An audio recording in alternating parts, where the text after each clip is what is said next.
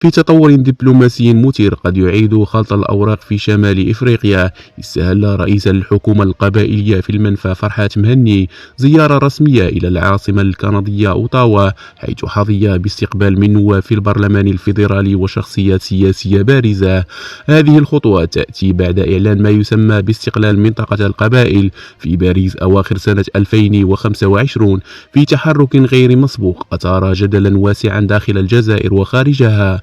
مهني الذي يقود حركة الماك يسعى الآن إلى كسب دعم رسمي من الحكومة الكندية للاعتراف بالجمهورية المعلنة، في خطوة قد تنقل ملف تقرير المصير إلى دوائر القرار في أمريكا الشمالية.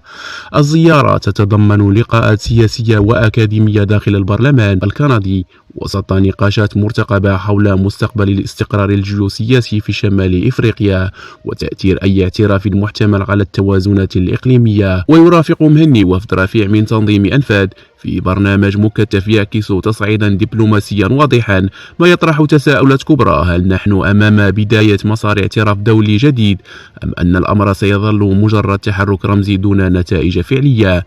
الأيام المقبلة قد تحمل مفاجآت ثقيلة في هذا الملف الحساس.